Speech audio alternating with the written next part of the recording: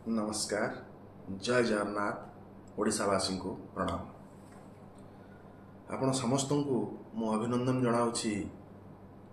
ओडिशा रे निर्वाचन समय चली आपणकर टिपरे ये सरकार बदली पारिबो। ए सरकार खराब जे आसीबो से भल मु से कथा कहू नाही। मु एया कहूची जे सारा राज्य को जो सरकार चलाउची से सरकार को जो नियम कानून चलाउची से नियम कानून को जे तैयारी करुची सेटा गोटे पृथ्वी बाहर आसु नाही। सेटा आपण मानकर टिपर चिन्ह आपण मानकर आंगुठी रे थिबा पावर, किंतु आमे ताको केही भी सदुपयोग करू नाही। ठीक ना भूल? आपण माने चिंता करंतु एते वर्षर शासन काल भारत रे हेची, राज्य रे भी चली, किंतु सब बेले से गोटे नारा दुर्नीति हटेबू, गरीबी हटेबू, किंतु केही भी हटौ नाहंती। समस्त सही भाषण दे चली। ताले एठी खराब किए? व्यक्ति विशेष ना नेता ना दल?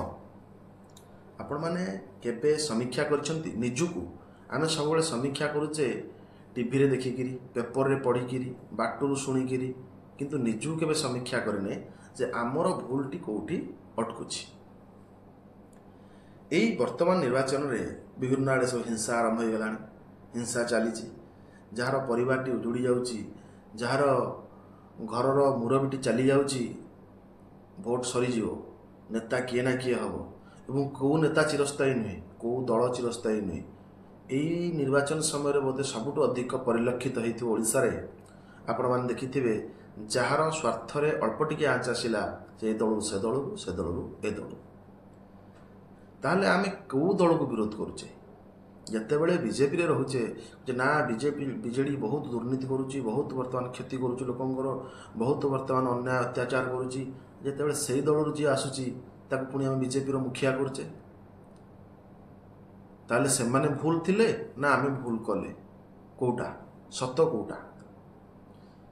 तेणु यही भली जो जिनिस जो माने जो लीडर माने जो मुखिया माने परिवार को घर को त्याग करी निजर सर्वस्व संपत्ति निजर जमीबाड़ी मध्य बिक्री करी वर्ष वर्ष धरी संगठन को सुदृढ़ करी गोटे परिवार चलेगा कष्ट। तो हजार हजार भाई भौणी लक्ष लक्ष लोक को नहीं गोटे निर्वाचन मंडली सजाड़ी रखुचंती, तांकु ही निजे इलेक्शन पूर्व टिकेट न दे 5 वर्ष खटई बेईमानी करुच। जे प्रथमे निज लोक निज मुखिया बा निज सेनापति सहित बेईमानी करुच, से जनता सहित कौन न्याय प्रदान कर कौ प्रकार न्याय दब? एटा जनता मैंने बुझा दरकार। जो युव समाज चीन नुआ टेक्नोलोजी पाई, जापान नुआ स्पेयर पार्ट्स पाई, फ्रांस नुआ अंतरिक्ष जान पाई विभिन्न प्रकार रिसर्च रे समस्त लगी, किंतु आम भारतर युव समाज को नेतार राइट हैंड हो तार क्लोज हो।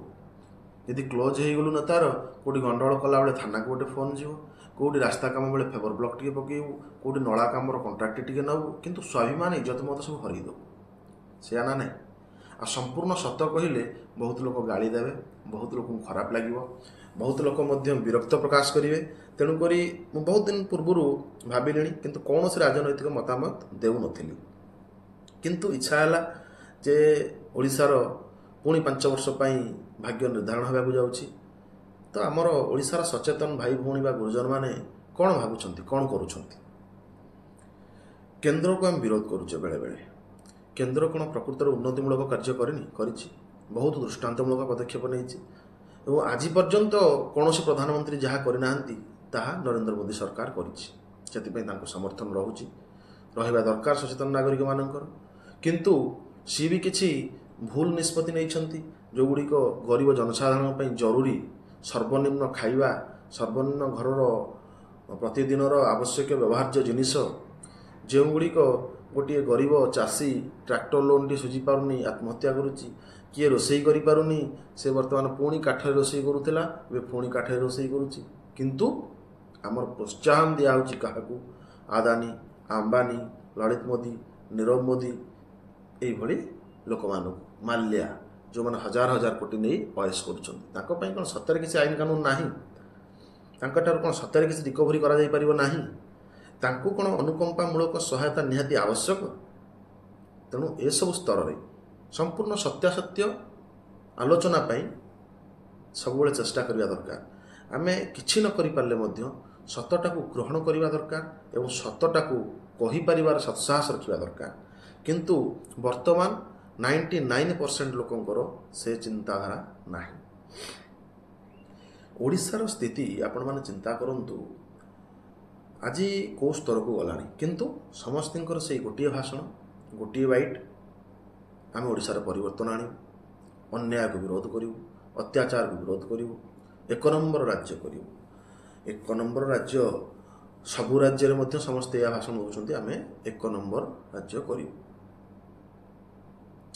ଗୋଟେ ବାଇଟ୍ ଏବେ କେନ୍ଦ୍ରୀୟ ନେତାମାନେ ଆସି ଦେଇକିରି ଗଲେ ଓଡ଼ିଶାରେ ଯେ ଆମର ଯଦି ସରକାର ହୁଏ ଆମେ ଚିଟଫଣ୍ଡ ଟଙ୍କା ସାଙ୍ଗେ ସାଙ୍ଗେ ଆପଣମାନଙ୍କୁ ଫେରେଇ ଦେବୁ। ତ ଆଟଲିଷ୍ଟ ଆମର ଜନତା ଜନସାଧାରଣ ମାନେ ସର୍ବନିମ୍ନ ଜ୍ଞାନ କିଛି ଆହରଣ କରିବା ଦରକାର ଏହିସବୁ ବିଭ୍ରାନ୍ତିକର ତଥ୍ୟରୁ ମୁକୁଳିବା ପାଇଁ। ଚିଟଫଣ୍ଡ ଟଙ୍କା ଆଣିବେ। ଚିଟଫଣ୍ଡ କେସ୍ ବର୍ତ୍ତମାନ ସିବିଆଇରେ। ସିବିଆଇ ହେଉଛି ସେଣ୍ଟ୍ରାଲ ଗଭର୍ଣ୍ଣମେଣ୍ଟ ଅଣ୍ଡରରେ, ସେଣ୍ଟ୍ରାଲ ଗଭର୍ଣ୍ଣମେଣ୍ଟ ହେଉଛି ଆପଣମାନଙ୍କ ଅଣ୍ଡରରେ, ଆପଣମାନେ କରିଛନ୍ତି। ତାହେଲେ ଅସୁବିଧା କେଉଁଠି ଅଟକିଲା? ସରକାର ହେଲେ କାହିଁକି ଆପଣମାନେ ଗରିବ ଜନତାମାନଙ୍କର ପଇସା ଫେରେଇବେ?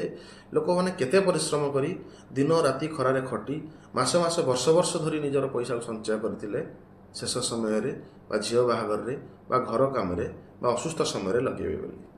ସେ ସବୁ ଟଙ୍କା ନେତାମାନେ ଖାଇଗଲେ, ଠକମାନେ ଖାଇଗଲେ। କିନ୍ତୁ ତା ପାଇଁ ଆପଣମାନଙ୍କ ମନରେ ତିଳେ ମାତ୍ର ଆଗ୍ରହ ନାହିଁ କେମିତି ସମାଧାନ ହେବ, କେବଳ ମିଛ ପ୍ରତିଶ୍ରୁତି। ତାହେଲେ ଏଇ ଯେଉଁ ଭାଷଣ ଗୁଡ଼ାକ ଦେବାର ମାନେ କ'ଣ? ଆପଣମାନେ ବଡ଼ ବଡ଼ ହୋଟେଲରେ ମିଶି ବାରମ୍ବାର ବିଜେଡ଼ି ବିଜେପିର ମେଣ୍ଟ କରିବା ପାଇଁ ଯୋଜନା ପ୍ରସ୍ତୁତ କରିଥିଲେ, କିନ୍ତୁ ସିଟ୍ ଭାଗବଣ୍ଟା ହୋଇପାରିଲା ନାହିଁ, ଯାହା ଅନ୍ତିମ ପର୍ଯ୍ୟାୟରେ ପୂର୍ଣ୍ଣଚ୍ଛେଦ ପଡ଼ିଲା। ଏବଂ ଆପଣମାନେ ଡିସ୍କସନ୍ କରିକି ଆସିଲେ ଯେ ଆମେ ଜୋରଦାର ଅଭିନୟ କରିବା, ତୁମେ ଆମକୁ ଗାଳି ଦେବ, ଆମେ ତୁମକୁ ଗାଳି ଦେବୁ, ତୁମେ ଆମ ବିରୁଦ୍ଧରେ କହିବ, ଆମେ ତୁମ ବିରୁଦ୍ଧରେ କହିବୁ, ନଚେତ ଲୋକ ଜାଣିଯିବେ, ନଚେତ ତୃତୀୟ ପକ୍ଷ ସ୍ୱାଧୀନ ପ୍ରାର୍ଥୀ କିମ୍ବା କଂଗ୍ରେସକୁ ଭୋଟ ଦେଇଦେବେ, କାରଣ ଜାଣିଯିବେ ଯେ 2 ଜଣକୁ ଗୋଟିଏ। ଏଗୁଡ଼ା ଆଜି ମଧ୍ୟ ବହୁତ ଲୋକ ଜାଣନ୍ତି ନାହିଁ। କାହିଁକି ନା ଏମ୍ପିରେ ଭୋଟ ଦେଲେ ବିଜେଡ଼ି କ'ଣ ଯାଇ ସରକାର କରିବ କେନ୍ଦ୍ରରେ, ନା ପ୍ରଧାନମନ୍ତ୍ରୀ ବାଛିବ, ପ୍ରଧାନମନ୍ତ୍ରୀଙ୍କ ସମର୍ଥକ ହେବ। ନଦେଲେ ମଧ୍ୟ ବିଜେପି କି ସେ ଡାଇରେକ୍ଟ ପ୍ରଧାନମନ୍ତ୍ରୀଙ୍କ ସମର୍ଥକ ହେବ। ତେଣୁ ସେ ଚିନ୍ତା କରିଦେଇଛନ୍ତି ଏମ୍ପି ତକ ଆମର ଏବଂ ଏମ୍ଏଲ୍ଏ ତକ ତମର, ମାନେ ରାଜ୍ୟରେ। ବିଜେପି ସତରେ କ'ଣ ଚାହୁଁଛି ଓଡ଼ିଶାରେ ବିଜେପି ସରକାର ଗଢ଼ିବା ପାଇଁ? ଯଦି ଗଢ଼ିବା ପାଇଁ ଚାହୁଁଛି, ଯାହାକୁ ଦୁର୍ନୀତି ବା ଦୁର୍ନୀତିମୂଳକ ସରକାର ବା ଦୁର୍ନୀତିଗ୍ରସ୍ତ ନେତା ବୋଲି ବର୍ଷ ବର୍ଷ ମାସ ମାସ ଧରି କହି ଆସୁଛି, ସେଇମାନଙ୍କୁ କେଉଁ ସ୍ୱାର୍ଥରେ ନେଇକିରି ଦଳରେ ମିଶେଇକିରି ପୁଣି ନାରା ଦେଉଛି ଯେ ଆମେ ପରିବର୍ତ୍ତନ କରିବୁ। ଏ ଯେଉଁ ଗାଁକୁ ସମ୍ମାନ, କାମ ମାଆକୁ ସମ୍ମାନ, ଏଇଟା ଭୁଲ ଦେଇଛନ୍ତି ନବୀନ ସରକାର, ଆମେ ଠିକ୍ କରିବୁ। କେଉଁ ବଳରେ? ଓ ଯେଉଁ ତଡ଼ା ଖାଇଲେ ସେପଟୁ ନେତା ବା ମନ୍ତ୍ରୀ, ସେମାନେ ବହୁତ ପଇସା ରଖିଛନ୍ତି। ଆପଣଙ୍କ ଦଳୀୟ ନେତା ଯିଏ ଅଛନ୍ତି, ଆପଣଙ୍କ ପାଖରେ ପଇସା ନାହିଁ ଏବଂ ଆପଣ ଜାଣିଛନ୍ତି ଏଠି କେବଳ ଲାଞ୍ଚ ଦେଲେ ହିଁ ଆମେ ଜିତିବୁ। ଯଦି ସେଇ ରାସ୍ତାଟା ସମସ୍ତଙ୍କ ପାଇଁ ସୁଗମ, ଲୋକ କେବଳ ପଇସା ଚାହୁଁଛନ୍ତି, ତାହେଲେ ବିଜେଡ଼ି ଯେମିତି ଆଖି ମୁଜିକି ଟଙ୍କା ବାଣ୍ଟୁଛି, ଆପଣ ବି ବାଣ୍ଟନ୍ତୁ। ତାଙ୍କର ରାଜ୍ୟରେ ସରକାର ଅଛି, ବହୁତ ପଇସା ଠୁଳ କରୁଛନ୍ତି, ଆପଣଙ୍କର ଦେଶରେ ସରକାର ଅଛି। 3, 4, 5 ରାଜ୍ୟର ମୁଖ୍ୟମନ୍ତ୍ରୀଙ୍କ ଠାରୁ ସେମିତି କୋଟି କୋଟି ଟଙ୍କା ଆଣନ୍ତୁ, ସେମିତି ଆଖି ମୁଜିକି ବାଣ୍ଟନ୍ତୁ। ଧର୍ମେନ୍ଦ୍ର ପ୍ରଧାନ ବାବୁ ଆମର ଓଡ଼ିଶାର ପ୍ରଚ୍ଛଦ ପଟର ନାୟକ ବିଜେପି ଦଳର, ଯାହାଙ୍କ ଇସାରାରେ ବିଜେପି ପରିଚାଳିତ ହୁଏ। ଯଦି ଓଡ଼ିଶାରେ ପ୍ରତ୍ୟେକ ସିଟ୍ରେ ଅପର୍ଯ୍ୟାପ୍ତ ପଇସା ଖର୍ଚ୍ଚ ହେଉଛି, ବର୍ତ୍ତମାନ ଗୋଟେ ବିଧାୟକ ସିଟ୍ ପାଇଁ 10 କୋଟି 20 କୋଟି ପର୍ଯ୍ୟନ୍ତ 30 କୋଟି ପର୍ଯ୍ୟନ୍ତ ଖର୍ଚ୍ଚ ହେଉଛି, ତାହେଲେ ଆମର ଧର୍ମେନ୍ଦ୍ର ବାବୁ ବିଭିନ୍ନ ରାଜ୍ୟରେ ପ୍ରଭାରୀ ଅଛନ୍ତି ଏବଂ ସାରା ଭାରତର କେନ୍ଦ୍ରମନ୍ତ୍ରୀ ଅଛନ୍ତି। ଚାହିଁଲେ 2 ଜଣ 4 ଜଣ ମୁଖ୍ୟମନ୍ତ୍ରୀଙ୍କୁ ବି କହିପାରିବେ 500 କୋଟି ଲେଖେ 2-4 ଜଣ 5 ଜଣ 2,500 କି 3,000 କୋଟି ଦେଇଦିଅ, ବାସ୍ ଆଖି ମୁଜି ବାଣ୍ଟି ଦେଇଯିବେ 147 ଆସନରେ 10 କୋଟି 20 କୋଟି ଲେଖେ। ଯଦି କେବଳ ପଇସା ଦରକାର ହେଉଛି। ଆଉ ଗୋଟିଏ କଥା ରହିଲା, ଆପଣମାନେ ଚିନ୍ତା କରନ୍ତୁ, ଏଇ ଇଲେକ୍ସନ୍ ସମୟରେ ଗାଁ ଗାଁରେ ବାଡ଼ିଆ ବାଡ଼ି ପିଟାପିଟି ମରା ଧରା। ମୁଁ ଏବେ ଗୋଟେ ଭିଡ଼ିଓ ଦେଖୁଥିଲି, ଜଣେ ମାଆ କିଏ ଗୋଟେ କେଉଁଠି ପଇସା ବାଣ୍ଟୁଥିଲେ, ତାଙ୍କୁ ଗାଁ ଲୋକମାନେ ଆତର୍କିତ ଆକ୍ରମଣ କରି ହାତକୁ ପଛ ଆଡ଼ୁ ଭିଡ଼ିକି ଧରି ତାଙ୍କ ପଇସାକୁ ଛଡ଼େଇ ଧରି ବହୁତ ଆଗ୍ରେସିଭନେସ୍, ମାନେ ଜଣେ ହତ୍ୟା ଷଡ଼ଯନ୍ତ୍ରକାରୀକି ଆମେ ମାଡ଼ି ବସୁଛୁ। ଏଇଟା ଯେତେ ଜଣ ଭାଇ ଭଉଣୀ ସେଠି ମାଡ଼ି ବସିଛନ୍ତି ବା ଯେଉଁ ବଳ ଯେଉଁ ତାକତ ପଳେଇ ଆସିଛି, ଏଇଟା କ'ଣ କେଡ଼େ ବଡ଼ ଜଘନ୍ୟ ଭୁଲ। ଓଡ଼ିଶାରେ ଟଙ୍କା ବଣ୍ଟା ହେଉନି, କେଉଁ ରାଜନେତା ବାଣ୍ଟୁ ନାହାନ୍ତି, ओटा तमें कहबार कथा जे चोरी विद्या नहीं आनी थोई पारे भल चोरी कर किंतु केही न जानतु दुर्नीति कर किंतु प्रमाण को लिभेई दियो एया सी माँ 500,000 टंका लेखे नहीं घरे घरे बांटुला तो कौ नेता देथिबो तम नेता कौन जो मैंने धरीच सत्य तम नेता कौन क्या टंका बांटिया देना तमें टंका बांटी न ओडिशार केते परसेंट लोक मद न खाई मांस न खाई पैसा न नहीं कौन स्वार्थर आशा न थाई राजनीति क्षेत्र में राजनेता को समर्थन करने आसिचंती सत्य कहबे केते दिन बंचिबे आज्ञा काली समस्त पिला थिले आज युवक काली परिणत बयस और दुनिया विदाय नबे सत्य कहबार भी सत्साहस ना कौन नहीं कौन नहीं जीवे गोटे मनुष्यर सर्वनिम्न आवश्यकता कौन वस्त्र खाद्य बासगृह तापर जो गुड़ाक ठूल करा जाए सेटा अनावश्यक आपण मैंने केबे भी भाविचंती जे आमे काहाकू विरोध करूछु काहाकू मारुछु काहाकू आक्रमण करूछु जो नेता माने ए वर्तमान मीडिया गोटे छोट जिनस कहूँ यहाँ गोटे चतुर्थ स्तंभर सम्मान दि जाइथिला एमाने प्रतिदिन मिछर अपप्रचार रे चलीचंती तार रहस्य अछि मीडिया माने मिछ प्रचार करिवार कारण तार रहस्य अछि तार रहस्य कौन जे आमे जोटा बजेबू लोक सत तर्जमा करने पूर्वर आगे तो किसी विश्वास करेंगे ना से गुड़ाक आम प्लस अर्गस गोटे चैनल लोक भय करती कहार ना नापी मो ना नहीं कहबी सत कहवाई असुविधा ना लोक कहीं ना नियंती ना केस कास हो जार केस कास हो डर जार किए शत्रु हे जार भूलटा को सामना को आणव जार अन्यायटा को विरोध कर जार अत्याचारटा को विरोध कर जार षड्यंत्रटा को जनता सामना को आणव लोक विरोध करेंगे षड्यंत्र तुम रचिबे तुमको मारिदेवाई चिंता करेंगे किंतु विरोध करिवार मजा नियारा थाए यदि एया भावु था अतीत सुभाष बोस भगत सिंह गांधी गोपबंधु मैंने आज भी आम मूल्य लगु था मोगल मानकर न जे इंग्रेज मानकर किसी भी स्वाभिमान आज युव समाज रे आपण मान भितर सक्रिय होनी जे ना मु सत कहबी मु अन्याय विरोध करी मु लड़ी सुभाष बोस जो घर बाहर सी आगे जोगाड़ कर 5,000 सुभाष बोस गांधी 10,000 गांधी एका घर बाहर सेतेबेले कम्युनिकेशन नथिला चिट्ठी नथिला सेतेबेले मीडिया नथिला टीवी नथिला रास्ताघाट नथिला तथापि से हजार हजार लोक को एकाठी करि परिथिले तांकर से मनोबल थिला सारा भारत जाक से जंगल रास्ताघाट न थाई चालिकी परिक्रमा करी विराट साम्राज्य एकाठी करि परिथिले गुली गोला बारूद गाड़ी घोड़ा एग्नेस्ट रे जोटा थिला सरकार इंग्रेज सरकार विरुद्ध रे चालुथिबा लोक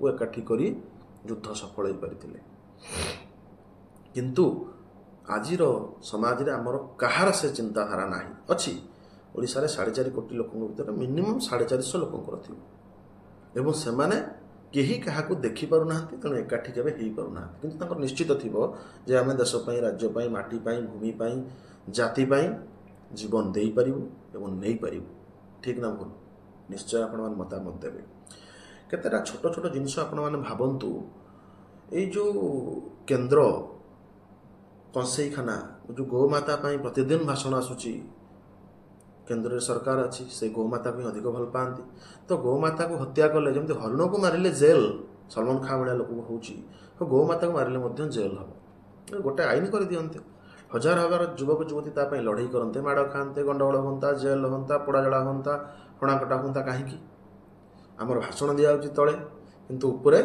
कंसेईखाना शह शह कोटी टैक्स नौ माने कहते तुम परोक्षरे नु प्रत्यक्ष कहते तुम गाई को हत्या कर चलाओ तले भाषण दि जाऊँगी गो आमर माता ताको राजरास्तार छाड़ा दिज्व ना ताकि आम जीवन देदेबू या केते दिन भंडे आज्ञा क्या भंडे एवं ओडिशा रे आज गोटे देखंतु आमर बुलेट ट्रेन नवीन बाबूंकर आरंभ कराई प्रोजेक्ट प्राय बर्तमान भुवनेश्वर कटक और भुवनेश्वर पुरी 10,000 कोटी प्रकल्प बहुत बाहा नौ बहुत हाई टेक्नोलोजी बर्तमान जार घरे चाल थी तार सर्वप्रथम आवश्यकता छात ना तार लग्जरियस सोफा BMW गाड़ी नेकलेस कोटा जरूरी ଓଡ଼ିଶାରେ ଯଦି 10,000 କୋଟି ଖର୍ଚ୍ଚ କରି ଯୋଡ଼େ ସହରକୁ ବୁଲେଟ୍ ଟ୍ରେନ୍ କ'ଣ ଆବଶ୍ୟକ? ଭୁବନେଶ୍ୱରରୁ ପୁରୀ ଘଣ୍ଟାଟେ, ଭୁବନେଶ୍ୱରରୁ କଟକ ଅଧଘଣ୍ଟେ ବାଇକ୍ରେ ଗଲେ, କାର୍ରେ ଗଲେ, ତ ବୁଲେଟ୍ ଟ୍ରେନ୍ କ'ଣ 10 ମିନିଟ୍ରେ ଯିବ? ଯାହାର ଏତେ ଆବଶ୍ୟକତା ସେ ହେଲିକପ୍ଟରରେ ଯିବ। ଯେଉଁ ବୁଲେଟ୍ ଟ୍ରେନ୍ର ଭାଣ୍ଡାମି କରୁଛନ୍ତି, କିଛି ଆବଶ୍ୟକତା ନାହିଁ। ଯଦି ଓଡ଼ିଶା ଆଜି ଉନ୍ନତିର ଚରମ ସୀମାରେ ଥାନ୍ତା, ଆପଣ ବୁଲେଟ୍ ଟ୍ରେନ୍ ନୁହଁ, ଯଦି ପ୍ରତି ଟ୍ୟାକ୍ସି ଉପରେ ହେଲିକପ୍ଟର ରଖନ୍ତେ, ସେଥିରେ ବି ଆମେ ଖୁସି ହୁଅନ୍ତୁ। ସେଇ 10,000 କୋଟି ଖର୍ଚ୍ଚ କରିକିରି ବର୍ତ୍ତମାନ 30 କୋଟି ଲେଖେ ଖର୍ଚ୍ଚ କରିକିରି 30ଟା ଜିଲ୍ଲାରେ 30ଟା କମ୍ପାନୀ କରିଦେଲେନି, 30ଟା ପ୍ରଡ଼କ୍ଟର ଉତ୍ପାଦନ କଲେନି। ଆମ ଓଡ଼ିଶାର 30 ଲକ୍ଷ ପିଲା ସେଠି ଜବ୍ କରିଥାନ୍ତେ, କରିପାରିବେନି? ଆପଣ ଗୋଟେ ଷଡ଼ଯନ୍ତ୍ର କରି, ଆପଣ ISFR ମାନଙ୍କ ଲୋକ ସରକାରରେ ରଖନ୍ତି, ତାଙ୍କଠାରୁ କିଛି ଜ୍ଞାନ ଗ୍ରହଣ କରିବା ପାଇଁ ଏବଂ ଉନ୍ନତିମୂଳକ ଜ୍ଞାନ। ଆମର ଏଠି ପାଣ୍ଡିଆନ ବାବୁ ନିୟୋଜିତ କରିଛନ୍ତି ଉନ୍ନତମୂଳକ ଜ୍ଞାନ ଗ୍ରହଣ କରିବା ପାଇଁ, କେମିତି ରୁଟ୍ରୁ ମୂଳରୁ ନିପାତ କରିବା, ଉପରକୁ ଦେବାନି। ଉପରକୁ ଦେବା କାହିଁକି? ଆମେ ପରେ କିଳାରେ ପଡ଼ିବା କାହିଁକି? ଓଡ଼ିଶାରେ ଉନ୍ନତିମୂଳକ ଶିକ୍ଷା, ସ୍ୱାସ୍ଥ୍ୟ, ରୋଜଗାର ତିନୋଟି ଯାକ ଜିନିଷ ନାହିଁ। ଏବଂ ଏଇଟା ଜାଣି ଜାଣି ଷଡ଼ଯନ୍ତ୍ର କରାଯାଏ, ୟା ଉପରେ କେହି ତର୍ଜମା କରିନାହାନ୍ତି। ଯଦି ଆପଣ ଭଲ ପାଠ ପଢ଼ିଦେବେ, ତାହେଲେ ଆପଣ ଭୁଲ ଠିକ୍ ବିଷୟରେ ଜାଣିପାରିବେ। ତେଣୁ ଆପଣଙ୍କୁ ମୂଳରୁ ମୂର୍ଖ କରିଦିଆଯିବ। ଯଦି ଆପଣଙ୍କ ପାଖରେ ରୋଜଗାର ରହିବ, ଖାଇବା ପିଇବାର କିଛି ଅଭାବ ହେବ ନାହିଁ, ତାହେଲେ ଆପଣଙ୍କୁ ଦେଖାଯିବ କେଉଁଠି ଦୁର୍ନୀତି ହେଲା, କେଉଁଠି ଅନ୍ୟାୟ ହେଲା, କେଉଁଠି ବିପ୍ଳବ ହେବ, କେଉଁଠି ଲଢ଼େଇ ହେବ, କେଉଁଠି ଅତ୍ୟାଚାରୀଙ୍କ ପାଇଁ ସଂଘର୍ଷ ହେବ। ତେଣୁ ଚିନ୍ତା କଲେ ଆଗେ ତୁମକୁ ଏମିତି ଅବସ୍ଥାରେ ରଖିବା ଯେମିତି ତୁମ ପେଟ ପୋଡ଼ିଯିବ, ଖାଇବାକୁ ମିଳିବନି, ତୁମେ ଲଢ଼େଇ କ'ଣ କରିବ? ତୁମେ ଲଢ଼େଇ କରିବା ପୂର୍ବରୁ ଖାଦ୍ୟ ଯୋଗାଡ଼ କରିବାକୁ ପଡ଼ିବ। ତେଣୁ ଆଗେ ତୁମେ ଖାଦ୍ୟ ଅନ୍ୱେଷଣରେ ଯାଇକରି ଯୁବକ ସମୟରୁ ବୁଢ଼ା ହେଇଯାଅ। ଏଇଆ ଥିଲା ଆମର ଓଡ଼ିଶା ସରକାରଙ୍କର ଷଡ଼ଯନ୍ତ୍ର। ଆଉ ଗୋଟେ ଜିନିଷ ରହିଲା ଆମର ନ୍ୟାୟିକ ବ୍ୟବସ୍ଥା। ନ୍ୟାୟ ପାଇଁ ଲୋକ ଆଶା କରନ୍ତି ପୋଲିସ, ଓକିଲ, ଅଦାଲତ, କିନ୍ତୁ ଏଠି ସମସ୍ତେ ବିକ୍ରି ହୁଅନ୍ତି। 99% ବିକ୍ରି ହୁଅନ୍ତି। ସେହି ହତ୍ୟା ମାମଲାରେ ଯଦି ଗାଁରେ ଗୋଟେ ଗାଁ ଗଣ୍ଡଗୋଳ ହେଇଛି, 20 ଜଣଙ୍କ ନାଁ ଦିଆହେଲା, ସେଥିରୁ 3 ଜଣ ମାରିଥିବେ, 18 ଜଣ ବିଲକୁ ଯାଇଥିବେ, କିନ୍ତୁ ନାଁ ପଡ଼ିଛି ମାନେ 18 ଜଣ ଯାକ କେସ୍ ଖାଇବେ। ଏବଂ ତାଙ୍କର ଯେହେତୁ ପଇସା ନାହିଁ, କେସ୍ କୋର୍ଟ କଚେରୀ ବିଷୟରେ ଜାଣିନାହାନ୍ତି, ତ ସେମାନଙ୍କୁ ସଜା ଘୋଷଣା ହେବ। ଏବଂ ଅପରାଧୀମାନଙ୍କ ପାଇଁ ସେମାନେ ଜାଣିଛନ୍ତି ଯେ ବର୍ତ୍ତମାନ ଏଇଟା ଗୋଟେ ବିଜନେସ୍। ଗୋଟେ ମାରିବା ପାଇଁ ଟଙ୍କା 5-10 ଲକ୍ଷ ଦରକାର। 5 ଲକ୍ଷ ଲୋକାଲ ଥାନାରେ ଦେଇଦେବା, ଆଉ 5 ଲକ୍ଷ ଓକିଲଙ୍କୁ ଦେଇଦେବା। 10 ଲକ୍ଷ ଖର୍ଚ୍ଚ କରି ମର୍ଡର କେସ୍ରୁ ଆସିବା ଏବଂ ଆଉ 1 କୋଟି ଟଙ୍କା ଦାଦା ବଟି ନେବା। ପୁଣି ଲୋକାଲର SP, DSP ବା IAC ମାନଙ୍କୁ ପ୍ରତି ମାସରେ ମନ୍ଥଲି ସିଷ୍ଟମ୍ କରିଦେବା। ଇଏ ହେଉଛି ନ୍ୟାୟିକ ବ୍ୟବସ୍ଥା। କୌଣସି ନ୍ୟାୟାଳୟରେ ନ୍ୟାୟାଧୀଶ ମାନେ ମୁଖ୍ୟମନ୍ତ୍ରୀ, ପ୍ରଧାନମନ୍ତ୍ରୀଙ୍କଠାରୁ ମଧ୍ୟ ବଡ଼ ବୋଲି ତାଙ୍କୁ ବିବେଚନା କରାଯାଏ ନା ନାହିଁ? ଆପଣମାନେ ନିଜେ ଚିନ୍ତା କରନ୍ତୁ। କିନ୍ତୁ ପ୍ରତ୍ୟେକ ନ୍ୟାୟାଳୟରେ 99% କେସ୍ ପଇସା ନେଇକରି କାରବାର ହୁଏ। କେଉଁ କେସ୍ଟା କେଉଁ ଲେବୁଲର ଏବଂ ସେମାନଙ୍କ ପାଇଁ କେତେ ଟଙ୍କା ଦେଲେ ସଠିକ୍ ହେବ ଏବଂ ସେ ବେଲ୍ ମିଳିବ। ଯାହା ପାଖରେ ଟଙ୍କା ନାହିଁ, ସେ ସାରା ଜୀବନ ବେଲ୍ ହେଇପାରିବ ନାହିଁ। ଠିକ୍ ନା ଭୁଲ? ଆପଣମାନେ ନିଜେ ଚିନ୍ତା କରନ୍ତୁ। ତାହେଲେ ଏଠି କାହାକୁ ଭରସା କରିବା? ଓକିଲାତି ଗୋଟେ ଜିନିଷ, ନ୍ୟାୟ ବିଷୟରେ ଜାଣିବା, ନ୍ୟାୟ ବିଷୟରେ ତର୍ଜମା କରିବା। କିନ୍ତୁ ବର୍ତ୍ତମାନ ଜେନେରେସନରେ ସେଇଟା ହେଇଯାଇଛି ଗୋଟେ ଲାଇସେନ୍ସ ପ୍ରାପ୍ତ ମିଛୁଆ। ଗୋଟେ ଲାଇସେନ୍ସ ମିଳିଛି ଯେ ମିଛ କହିବା ପାଇଁ, ଗୋଟେ ଲାଇସେନ୍ସ ମିଳିଛି ଦଲାଲି କରିବା ପାଇଁ, ଗୋଟେ ଲାଇସେନ୍ସ ମିଳିଛି ଡକାୟତ, ଚୋର, ହତ୍ୟାକାରୀଙ୍କୁ ବାରମ୍ବାର ବାହାର କରିବା ଏବଂ ସେମାନେ ବାରମ୍ବାର ଡକାୟତି କରିବେ ଏବଂ ତାର ଫିସ୍ ଆମକୁ ଦେବେ। ମାନେ ସେ ଯେଉଁଟା ରାତିରେ ଡକାୟତି କରୁଛନ୍ତି, ସେ ଡକାୟତର ମଧ୍ୟ ଆମେ ଅଂଶବିଶେଷ ରହିବୁ। ଗୋଟେ କଥା ଚିନ୍ତା କରନ୍ତୁ, ଆଜିର ସମୟରେ ଯଦି ଗାନ୍ଧୀ, ଗୋପବନ୍ଧୁ, ଭଗତ ସିଂ, ସୁଭାଷ ବୋଷ ଭଳି ଲୋକ ବିଧାୟକ କି MP ପାଇଁ ନମିନେସନ୍ କରିବେ, ସେ ମଧ୍ୟ ହାରିବେ ନା ହାରିବେନି? ଆପଣ ଚିନ୍ତା କରନ୍ତୁ। ତ ଗୋଟେ ଜିନିଷ ଏଇ ଭାବନା ମନେ ରହିବା ଦରକାର ଯେ ନବୀନ ବାବୁ ଗୋଟେ ବ୍ରାଣ୍ଡ ବୋଲି ଆମେ ଓଡ଼ିଶାରେ କହୁଛେ। ନବୀନ ବାବୁଙ୍କର ଗୋଟେ ଚାରିଆଡ଼େ ଫ୍ଲୋ ଅଛି, କିନ୍ତୁ ନବୀନ ବାବୁ ଯଦି ବି ଶଙ୍ଖ ଚିହ୍ନ ବ୍ୟତୀତ ସ୍ୱାଧୀନରେ ଠିଆ ହେବେ, ସେ ବି ହାରିଯିବେ। ନବୀନ ବାବୁ 30ଟା ଯାକ ଜିଲ୍ଲାର ନାଁ କହିପାରିବେନି। ଓଡ଼ିଶାର କିଏ DG ହେଉଛନ୍ତି ସେ ଜାଣିନଥିବେ। ଓଡ଼ିଶାର କେଉଁ ବିଭାଗରେ କିଏ ମନ୍ତ୍ରୀ ଅଛନ୍ତି ସେ ଜାଣିନଥିବେ। ଓଡ଼ିଶାର ମନ୍ତ୍ରୀମାନେ କେବେ ତାଙ୍କ ପାଖକୁ ସିଧାସିଧି ଭାବେ ଯାଇନଥିବେ। ଯାଇଥିବେ? ଯାଇନଥିବେ। ତ ଆପଣମାନେ ଚିନ୍ତା କରନ୍ତୁ ଥରେ ଯେ କେଉଁଭଳି ଭାବରେ ଓଡ଼ିଶାର ପରିବର୍ତ୍ତନ ଆସିବ। ନବୀନ ବାବୁ ଭଲ ଲୋକ, ଖାଲି ଭଲ ଲୋକ ହେଲେ ହେବନି।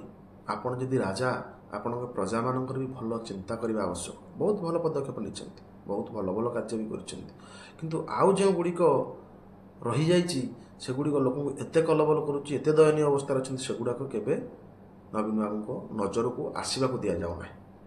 ସେଥିପାଇଁ କ'ଣ କରାଯିବ? ସେଥିପାଇଁ ବିରୋଧୀ ଦଳକୁ ଦାୟୀ କରାଯିବ। ସେଥିପାଇଁ ପ୍ରଥମତଃ ଆମେମାନେ କାହାକୁ କହିବା? ଦୃଢ଼ ବିରୋଧୀ ଦଳ ନାହିଁ ଯେ ବିରୋଧ କରିବା କଥା। ସରକାରୀ ଦଳରେ ସମସ୍ତେ ଲୁଟିବାରେ ବ୍ୟସ୍ତ। ଆପଣମାନେ ଗୋଟେ ଛୋଟ ଏକ୍ଜାମ୍ପଲ୍ ମୁଁ କହୁଛି। ଜଣେ ଜଣଙ୍କୁ ହତ୍ୟା କରୁଛି, ଆମେ ତାକୁ ପ୍ରବର୍ତ୍ତେଇଛେ ବା ସେ ହତ୍ୟାରେ ସହଯୋଗ କରିଛେ, ସେଥିପାଇଁ ସେ ହତ୍ୟା ମକଦ୍ଦମା ଆମ ଉପରେ ବି ଚାଲିବ ଏବଂ ସେ କେସ୍ ଆମେ ମଧ୍ୟ ଖାଇବା ଏବଂ ସେଥିରେ ମଧ୍ୟ କିଛି ଦୋଷ ଆମର ରହୁଛି ବୋଲି ପରିଲକ୍ଷିତ ହେଉଛି, ଯେଉଁଟାକି 120B ଷଡ଼ଯନ୍ତ୍ର ଦଫା ଲାଗୁଛି। ତାହେଲେ ମଦର କ'ଣ ଆବଶ୍ୟକତା ଅଛି? ମଦ ଆମକୁ କେଉଁ ଉପକାରିତା ଦିଏ? ସରକାର ଗୋଟେ ପଏଣ୍ଟ ବି କେଉଁଠି ଲେଖିପାରିବେ? ଯେମିତି ସବୁ ଲେଖିଛନ୍ତି ଆମର ପଟ୍ଟା ଯୋଜନା, ନବୀନ ବାବୁଙ୍କର ଜଳ ଯୋଜନା, ପିଠା ଯୋଜନା, କାଳିଆ ଯୋଜନା, ବଳିଆ ଯୋଜନା, ସେମିତି ଯେଉଁ ମଦ ଯୋଜନାର ଗୋଟିଏ ଉପକାରିତା କେଉଁଠି କହିପାରିବେ? କିନ୍ତୁ ମଦ ପାଇଁ ରାସ୍ତାରେ ଦୁର୍ଘଟଣା, ଲିଭର କ୍ୟାନ୍ସର, ହାର୍ଟ ଆଟାକ୍, ହତ୍ୟା ପାଇଁ ଷଡ଼ଯନ୍ତ୍ର, ଡକାୟତି, ବଳାତ୍କାର, ସବୁତକ ଭୁଲ କାର୍ଯ୍ୟ ହେଉଛି ମଦ ପାଇଁ। କିନ୍ତୁ ମଦକୁ ଘରେ ଘରେ ପ୍ରୋତ୍ସାହନ ଦିଆହେଉଛି କ'ଣ ପାଇଁ? ଏଇ ନିର୍ବାଚନ ସମୟରେ ହଜାର ହଜାର କୋଟିର ମଦ ବଣ୍ଟା ହେଇଥିବ କ'ଣ ପାଇଁ? ତାହେଲେ ସରକାର ତ ପ୍ରଥମ ଏଇ ଅପରାଧ ଷଡ଼ଯନ୍ତ୍ର ପଛପଟର ନାୟକ। ଏ ଯେତେ ଅପରାଧ ହେଉଛି ମଦ ପାଇଁ ଏବଂ ମଦ ତକ ଯୋଗାଉଛନ୍ତି ସରକାର। କାହିଁ ମଦଟା ବନ୍ଦ କରିଦେଲେ କ'ଣ ଅସୁବିଧା? ଯଦି ଆପଣଙ୍କର କେବଳ ଟ୍ୟାକ୍ସ ଦରକାର, ତ ଟ୍ୟାକ୍ସ ମାନେ କ'ଣ ବନ୍ଧୁକ ବିକ୍ରି କରୁନାହାନ୍ତି? ସେଥିରେ ଭଲ ଟ୍ୟାକ୍ସ ମିଳିବ, ଲୋକ ବାଟ ଜାଗା କିଣିବେ। ମଦ ପିଇକିରି ନିଶା ହେଲା ପରେ ଇଟାରେ, ଠେଙ୍ଗାରେ, କଟୁରୀରେ, ଖଣ୍ଡାରେ ମରାମରି କାହିଁ ହେବେ? ବନ୍ଧୁକଟା ଡାଇରେକ୍ଟ ନେଇ ମରାମରି ହେଇଯିବେ। ଆପଣ ତ ଟ୍ୟାକ୍ସ ଦରକାର, ଆଉ ଯାହାର ଯାହା ହେଉଛି ହଉ। ଗୋଟେ ପ୍ରାୟ ମୁଁ ଆଜି ଯାଏ ବି କନଫ୍ୟୁଜ୍ ଯେ ଯେଉଁ ଚୋରା ମଦ, ଚୋରା ଗଞ୍ଜେଇ, ତାର ଅର୍ଥ କ'ଣ? ପଟ୍ଟାରେ ଯେଉଁଟା ଲାଇସେନ୍ସ ବିକ୍ରି ହେଉଛି ଯେଉଁଟା ଭିଟାମିନ୍, ଯେଉଁଟା ଲୁଚେଇକିରି କିଏ କେଉଁ ବାଇରୁ ଆଣି ଗଞ୍ଜେଇ ବିକି ଦେଉଛି କି ମଦଟାକୁ ଅଧିକ କିଣି ନେଇ ଘରେ ରଖି ବିକି ଦେଇଛି, ସେଇଟା ହେଉଛି ବେନିୟମ, ସେଇଟା ଦେହ ପାଇଁ ହାନିକାରକ। ତେଣୁ ଏସବୁ ଭୁଲ ଭ୍ରାନ୍ତ ଧାରଣାରେ ଆମେ କେବେ ବାହାରିବା? ଆଉ ଗୋଟିଏ ବଡ଼ ଦଳ, ଜାତୀୟ ଦଳ ରହିଲା କଂଗ୍ରେସ, ଯିଏକି ଦୀର୍ଘ ଦିନ ଧରି ଭାରତ ସ୍ୱାଧୀନତା ପରଠାରୁ ଆମକୁ ଶାସନ କଲା। କିନ୍ତୁ ଶାସନ କରିସାରିଲା ପରେ ଆମକୁ ମିଳିଲା କ'ଣ? କ'ଣ ମିଳିଲା? ଆପଣମାନେ ଚିନ୍ତା କରନ୍ତୁ। ଆଜି ବି ସେଇ ନାରା, ଭାରତ ଯୋଡ଼ ଯାତ୍ରା। ବର୍ତ୍ତମାନ ଗରିବୀ ଭାରତ ଭାଙ୍ଗିଛ ତମେମାନେ, ଗରିବୀ ହଟାଅ। ଗରିବ 50 ବର୍ଷ ଧରି କ'ଣ କରୁଥିଲ? ତେଣୁ ଯାହାକୁ ଭରସା କରିବେ ସମସ୍ତେ ଏକା। ଯଦି ବଦଳେଇ ପାରିବେ, ପ୍ରଥମତଃ ରାଜ୍ୟକୁ ବଦଳାନ୍ତୁ, ଚିନ୍ତାଧାରାକୁ ବଦଳାନ୍ତୁ, ନଚେତ ନିଜକୁ ବଦଳାନ୍ତୁ। ତାପରେ ଆମେ ଆଉ କାହାକୁ ବଦଳେଇବା। ଯେଉଁଦିନ ପର୍ଯ୍ୟନ୍ତ ଆମେ ସ୍ୱାର୍ଥକୁ ତ୍ୟାଗ ନ କରିପାରିବା, ଅନ୍ୟାୟକୁ ବିରୋଧ କରିବାର ସାହସକୁ ଏକଜୁଟ ନ କରିପାରିବା, ସେତେଦିନ ପର୍ଯ୍ୟନ୍ତ ଆମେ ଆଗକୁ ଯାଇପାରିବା ନାହିଁ। ଯାଇପାରିବା ନାହିଁ। ତେଣୁ ଏଇ ଯେଉଁ ପର୍ବ ବର୍ତ୍ତମାନ ଆସିଛି ରାଜନୀତିର, ଏଥିରେ ଯେତେ ରାଲି ହେଉଛି, ଯେତେ ପ୍ରୋଗ୍ରାମ ହେଉଛି, ଯେତେ ପୋଷ୍ଟର ମରା ହେଉଛି, ଯେତେ ପ୍ରଚାର ହେଉଛି, ଏଥିରୁ 99% ଲୋକ କେବଳ ପଇସା ପାଇଁ, ମଦ ପାଇଁ, ମାଂସ ପାଇଁ ଯାଇଥିବେ। ଏମିତି କୌଣସି ଲିଡର ଯିଏ ଓଡ଼ିଶାରେ ଅଛନ୍ତି ଛାତିରେ ହାତ ଦେଇ କହିପାରିବେ ଯେ ମୋର କୌଣସି ଦଳର ସମର୍ଥନ ଦରକାର ନାହିଁ, ମୁଁ ଲୋକଙ୍କ ପାଇଁ କାମ କରିଛି, ଲୋକ ମୋତେ ଜାଣିଛନ୍ତି, ମୁଁ 100% ଜିତିବି? କି ଜଣେ କହିପାରିବେ? କେହି କହିପାରିବେନି। ସମସ୍ତେ ଗୋଡ଼ା ତଳେ ପଡ଼ିଯିବୁ, ଦିହକୁ ଛୁଆଇଁ ଦେବୁ, ପାଦକୁ ଛୁଆଇଁ ଦେବୁ, ଘରେ ଘରେ ପଶି ଟଙ୍କା ଦେଇଦେବୁ ଏବଂ ଏବେ ଲାଞ୍ଚ ଦେଇକି ବିଜନେସଟା ଆରମ୍ଭ କରିବୁ, ପରେ ଆଖି ମଜିକି ଲୁଟିବୁ, ଯେଉଁ ଦଳକୁ ଗୋଟେ ଦ୍ୱାହି ଦେଇ ତାଙ୍କ କାନ୍ଧ ଉପରେ ଗୋଡ଼ ରଖି ଚଢ଼ିଯିବୁ। ଏଇଆ ହେଉଛି ପ୍ରତ୍ୟେକ ରାଜନେତାଙ୍କର ଲକ୍ଷ୍ୟ। ତେଣୁ ଆପଣମାନେ ସଚେତନ ହୁଅନ୍ତୁ, ନିଜକୁ ସଚେତନ କରାନ୍ତୁ, ଅନ୍ୟାୟକୁ ବିରୋଧ କରିବା ଶିଖନ୍ତୁ। ଲଢ଼ିବା, ନ ଲଢ଼ି ପାରିଲେ ଯିଏ ଲଢ଼ୁଛି ତା ସାଙ୍ଗରେ ଠିଆ ହେବା, ତା ସାଙ୍ଗରେ ନ ଠିଆ ହେଲେ ତା ପଛରେ ଠିଆ ହେବା, ତା ପଛରେ ନ ଠିଆ ହେଲେ ମଧ୍ୟ ତା ଘରେ ରହି ତା ପାଇଁ ଆଟଲିଷ୍ଟ ପଦେ ସ୍ୱର ଉତ୍ତୋଳନ କରିବା। କିନ୍ତୁ ନା, ଫେସବୁକ୍ରେ ମଧ୍ୟ ବିରୋଧ କରିପାରିବନି। ଫେସବୁକ୍ରେ ଯାହା ଆସୁଛି, ହ୍ୱାଟ୍ସଆପ୍ରେ ଯାହା ଆସୁଛି, ୟୁଟ୍ୟୁବ୍ରେ ଯାହା ଆସୁଛି, ବହୁତ ଲୋକ ଜାଣୁଥିବେ ଏଥିରେ ଏଇଟା ଭୁଲ, ଏଇଟା ମିଛ, ଏଇଟା ଅନ୍ୟାୟ, କିନ୍ତୁ ସତ୍ସାହସ ନାହିଁ କହିବାକୁ, କହିପାରିବେନି। ଏଇ ଗୋଟେ ଛୋଟିଆ ଟପିକ୍ ଏବେ ଯେଉଁ ଅପରାଜିତା ମ୍ୟାଡ଼ାମଙ୍କର ଆସିଥିଲା, ମାନେ ସେ ଗୋଟେ କଥାଟେ କହୁଥିଲେ ଯେ ଗୋଟେ କେଉଁଠି ଚର୍ଚ୍ଚା ହେଉଥିଲା ଅଫିସରେ, କିଏ ଜଣେ ଆସି କହିଲେ ଆରେ ସେ ସୁରପୁଅ ଠିଆ ହେଉଛି, ତା ନିଜର ପରିଚୟ ନାହିଁ। ମାନେ ସମ୍ପୂର୍ଣ୍ଣ ଟପିକ୍ରୁ ଫାଷ୍ଟରୁ କଟା ହେଇଗଲା, ଲାଷ୍ଟରୁ କଟା ହେଇଗଲା, ମଝିତକ ବଜିଗଲା, ସବୁ ନ୍ୟୁଜ୍ ଚ୍ୟାନେଲ୍ ବଜେଇଲେ ଯେ ଦେଖନ୍ତୁ ଅପରାଜିତା ମ୍ୟାଡ଼ାମ କେଉଁଭଳି ସମ୍ମାନ ଦେଉଛନ୍ତି, ଇଏ ସମ୍ମାନ ଦେଇ ଜାଣିନାହାନ୍ତି ବୟସ୍କ ଲୋକଙ୍କୁ, ଇଏ କ'ଣ ରାଜନୀତି, ଇଏ ମିଛ ମୁଦା ଆଜ୍ଞା। ଯଦି ନ୍ୟୁଜ୍ ବାଲା ପ୍ରଚାର କରିବେ ସତ୍ୟାସତ୍ୟଟା ଲୋକ କେଉଁଠୁ ଜାଣିବେ? ପ୍ରତ୍ୟେକ ଜାଗାରେ କେବଳ ବେଇମାନି କରିବା, ଫ୍ରଡ଼୍ କରିବା, ଠକେଇ କରିବା, ମିଛ ଫଟୋକୁ ସୋସିଆଲ ମିଡ଼ିଆରେ ଭାଇରାଲ କରିବା, ଏବଂ ଇଏ ସବୁ ବନ୍ଦ ହୋଇପାରିବ ଯଦି ପୋଲିସ ବିଭାଗ ଚାହିଁବ। ମୁଁ ନିଜେ ଯିଏ କମିଶନର ଥିଲେ ସୌମେନ୍ଦ୍ର ପ୍ରିୟଦର୍ଶୀ ଭୁବନେଶ୍ୱର କଟକର, ତାଙ୍କୁ ଯାଇ ଜଣେଇଲୁ ଏମିତି ଗୋଟିଏ ଘଟଣା ଉପରେ, ସେ କହିଲେ ମୋତେ ପୁରା ମିଛରେ ମଧ୍ୟ ବଦନାମ କରୁଛନ୍ତି, ଏମିତି ସୋସିଆଲ ମିଡ଼ିଆରେ ଭାଇରାଲ କଲେ ଆମେ ତାକୁ ରଖିପାରୁନୁ, ତମକୁ କ'ଣ ନ୍ୟାୟ ଦେବୁ? ଏହା ହେଉଛି ଓଡ଼ିଶାର ଗଣତନ୍ତ୍ର ପ୍ରଶାସନିକ ସେବା, ଯେଉଁଠି ବାଲି ବୋଝେଇ ଗାଡ଼ି, ବାଲି ବୋଝେଇ ଟ୍ରକ୍, ମାସ୍କ ଚେକିଂ, এইগুଡ଼ାକରେ ପ୍ରତ୍ୟେକ ଭାବରେ ପ୍ରତ୍ୟକ୍ଷ ଭାବରେ ଲାଭଟା ଡାଇରେକ୍ଟ ମିଳେ। ତେଣୁ ସେ ଜାଗା ଗୁଡ଼ାକରେ ତାଙ୍କର ନିୟମ କାନୁନ ପୁରା କଡ଼ାକଡ଼ି ଏବଂ ମାନିବାକୁ ବହୁତ ଇଚ୍ଛା ଏବଂ ସେଠି ଡ୍ୟୁଟିଟା ପାଇଁ ବହୁତ ଆଗ୍ରହ। ବିରୋଧ କାହାକୁ କରିବା? ସଂଗଠିତ ହେଲେ ଅନ୍ୟାୟକୁ ବିରୋଧ କରିବା ପାଇଁ ବହୁତ ସ୍ୱାର୍ଥ ତ୍ୟାଗ କରିବାକୁ ପଡ଼ିବ। ଯଦି କିଏ ଏହାର ପରିବାରରେ କିଏ ସରକାରୀ ଚାକିରି କରିଥାଏ ସେଥିପାଇଁ ତାକୁ କଷ୍ଟ ସହିବାକୁ ପଡ଼ିବ। ଯଦି କିଏ ବିଜନେସ୍ କରୁଥାଏ ତାକୁ ମଧ୍ୟ ଆକ୍ରମଣ କରାଯିବ। କେଉଁଠି ମ୍ୟୁନିସିପାଲିଟି ଲଗେଇ ତା ଦୋକାନ କାଟିଦେବେ, କେଉଁଠି ବର୍ତ୍ତମାନ କମିଶନରଙ୍କୁ ଲଗେଇକି ତାକୁ ବେଆଇନ ଘୋଷଣା କରିବେ। ବହୁତ ପ୍ରକାର ସ୍ୱାର୍ଥହାନି ହେବ, କିନ୍ତୁ ଲଢ଼ିବାର ମଜା ନିଆରା ମିଳିବ। ତ ଆମର ଏଠି ସ୍ୱାର୍ଥ ତ୍ୟାଗ କରିବାକୁ କେହି ଅରାଜି, ସମସ୍ତେ ଅରାଜି। ମାଗଣାରେ ଯଦି କ'ଣ ହେଇପାରିବ ସେଇଟା କୁହ। ବର୍ତ୍ତମାନ ମାସେ ହେଲାଣି ଓଡ଼ିଶାରେ କେହି କିଛି କରିବାକୁ ଆଗ୍ରହ ନୁହଁ। କୌଣସି ଲେବର, ମିସ୍ତ୍ରୀ, କାମ ଦାମ, ଧାନ, ଇଟା କାମ, ଘର କାମ, ରୋଡ଼ କାମ, ହୋଲ୍ଡିଂ କାମ କିଛି ନାହିଁ। କ'ଣ ନା ଆମର ଆଡ଼େ ରାଜନୀତି ଚାଲିଛି, ସମସ୍ତେ ରାଜନୀତି କରୁଛନ୍ତି। ଏବଂ ଯେଉଁଦିନ ଭୋଟ ସରିବ ତାପରେ ପୁଣି ଯାହା ମୂଲ ଲାଗିବାକୁ ଯିଏ ଘରୁ ବାହାରି ପଡ଼ିବେ। ଆମର ଗୋଟେ ଜିନିଷ ଚିନ୍ତା କରନ୍ତୁ, ରିଲାଏନ୍ସ କ'ଣ କଲା? ସବୁ ଲୋକ ଭାବିଲେ ଆରେ ବାଇଆଟେ ନା କ'ଣ, ଆମ ଗୋଟେ MB ପାଇଁ, ଗୋଟେ GB ପାଇଁ ଦେଉଥିଲୁ 150-200 ଟଙ୍କା, ଇଏ କ'ଣ ପ୍ରତିଦିନ ଦେଉଛି 5 GB, ମାସକୁ 150-200 ଟଙ୍କାରେ। ତାପରେ ସେ କହିଲା ନାଇଁ ତମେ ସିମ୍ ଡାଟା କ'ଣ ସିମ୍ ବି ମାଗଣା ନିଅ। ତାପରେ କହିଲା ସିମ୍ କ'ଣ ମୋବାଇଲ ବି ମାଗଣା ନିଅ। ଲୋକ କହିଲେ ବୋଧେ ପାଗଳା ହେଇଯାଇଛି, କିନ୍ତୁ ସିଏ କ'ଣ କଲା? ସାରା ଦୁନିଆକୁ ପାଗଳା କରିଦେଲା। ତମକୁ ଏମିତି ଅଭ୍ୟାସରେ ପକାଇଦେଲା, ତମେ ଜଳଖିଆ ଖାଅ କି ନ ଖାଅ, ଟ୍ୟୁସନ୍ ଫି ଦିଅ କି ନ ଦିଅ, ଘର ଭଡ଼ା ଦିଅ କି ନ ଦିଅ, ନେଟ୍ ପ୍ୟାକ୍ ନିଶ୍ଚୟ ପକାଇବ। ନିଶାରେ ଅଭ୍ୟସ୍ତ କରାଇଦେଲା। ସେଇଭଳି ନିଶା ଆମକୁ ଓଡ଼ିଶା ସରକାର ଦେଇଛନ୍ତି। ଗହମ ନିଅ, ଚିନି ନିଅ, କିରୋସିନ ନିଅ, ଜନ୍ମ ବାଠୁ ମୃତ୍ୟୁ ପର୍ଯ୍ୟନ୍ତ ଯୋଜନା ନିଅ, ଚତା ନିଅ, ଜୋତା ନିଅ, ଘର ନିଅ। ତ ଆଉ ସମସ୍ତେ କେହି ପରିଶ୍ରମ କରିବାକୁ ନାରାଜ। ସବୁ ତ ହେଇଯାଉଛି, ଅଧାରୁ ଅଧିକ ହେଇଯାଉଛି, ଆଉ ଅଳ୍ପ ଟିକେ କୁଆଡ଼େ ଠୁଙ୍କା ଠୁଣକି କରିଦେଲେ ଆମର ମାସକ ଚଳିବା ପାଇଁ ହେଇଯିବ। ଏଇ ଭାବନା ପାଇଁ ଓଡ଼ିଶା ଆଜି ତଳକୁ ତଳକୁ ଯାଉଛି। ଯେତେବେଳେ ଗୋଟେ ମଣିଷ କାର୍ଯ୍ୟକ୍ଷମ ହେବନି, ତା ଶରୀର ଅକ୍ଷମ ହେଇଯିବ, ତା ମାନସିକ ସ୍ଥିତି ଅକ୍ଷମ ହେଇଯିବ, ମୁଣ୍ଡକୁ ଦୁର୍ବୁଦ୍ଧିଗ୍ରସ୍ତ କରିବ, ସେ ଦୁର୍ନୀତି କରିବାକୁ ଚିନ୍ତା କରିବ ଏବଂ ଦୁଃସାହସ କରିବ ଏ ଦୁର୍ଦାନ୍ତ ଚିନ୍ତାଧାରା ରଖି ଦୁଷ୍କର୍ମ କରିବା ପାଇଁ। ତେଣୁ ଏ ସବୁର ମୂଳମଞ୍ଜି ଆମର ବିଖ୍ୟାତ IAS ଅଫିସର ମାନେ ମିଶିକି ତିଆରି କରିଛନ୍ତି ଯେ ମଣିଷମାନଙ୍କୁ ଏଇ ସ୍ତରକୁ ଆଣ ଯେମାନେ ଭଲ କାମ କରିବାକୁ ସମୟ ପାଇବେନି। ବସେଇକିରି ଗଛ ମୂଳେ ଗଞ୍ଜେଇ ଲଗେଇକିରି ମାଲ ବୁଲେଇକିରି ଅଭ୍ୟାସଟାକୁ ପରିଣତ କରିଦିଅ ଯେନ କାମ କରିବାକୁ ଭଲ ପାଇବେନି। ପାଠ ପଢ଼ାଅନି, ସେ ଠିକ୍ ଭୁଲ ବିଷୟରେ ଜାଣିପାରିବେନି। ରୋଜଗାର ରଖନି, ବାହାରକୁ ଅଧେ ଦାଦନ ଖଟିବାକୁ ପଡ଼ିବେ। ଆଉ ଯିଏ ବୁଢ଼ାବୁଢ଼ୀ ଲୋକ ରହିଲେ ଏଠି ମାଇପମାନଙ୍କୁ ଲୁଗା ବାଣ୍ଟି ଦେବା, SHG ଗ୍ରୁପରେ ପଇସା ଦେଇଦେବା, ବୁଢ଼ାମାନଙ୍କୁ ପେନସନ୍ ଦେଇଦେବା, ତାଙ୍କର ମାସକ ଚଳିଯିବ। ଏବଂ ଆମେ ଆଖି ମୁଜି ଖଣି ପାଣି ବାଲି ଯାହା ଅଛି 1000 କୋଟି ଲୁଟିବୁ, କିଛି କିଛି ବାଣ୍ଟି ଦେବୁ 5 ବର୍ଷ ଥରେ। ଏଇ ସ୍କିମ୍ ଚାଲିଛି। କିନ୍ତୁ ରିଅଲରେ ଗୋଟେ ଅନ୍ୟାୟକୁ ବିରୋଧ କରିବା, ଜନତାମାନଙ୍କ ପାଇଁ ଲଢ଼େଇ କରିବା, ଇତିହାସ ସୃଷ୍ଟି କଲା ଭଳିଆ ମଣିଷଟିଏ ହେବା, ସେମିତି ଯୁବକ ଯୁବତୀ ତିଆରି ହୋଇପାରୁନାହାନ୍ତି କି ହେଇପାରିବେ ନାହିଁ। କାହିଁକି ନା ଏଥିପ୍ରତି କାହାର ଆଗ୍ରହ ନାହିଁ। ତେଣୁ ଆପଣମାନେ ଚିନ୍ତା କରନ୍ତୁ, ଆପଣମାନଙ୍କର ଭବିଷ୍ୟତର ପିଢ଼ି, ଆପଣମାନଙ୍କର ସମାଜ, ଆପଣମାନଙ୍କର ମାତୃଭୂମି ଆପଣଙ୍କର ଏଇ ଟିପ ଚିହ୍ନରେ ଅଛି। ଯେଉଁ ଟିପ ଚିହ୍ନର ମୂଲ୍ୟ 5 ବର୍ଷରେ ଥରେ ଆସେ ଏବଂ ସେ ସମୟ ଆଜି ନିକଟରେ ଆସିଛି।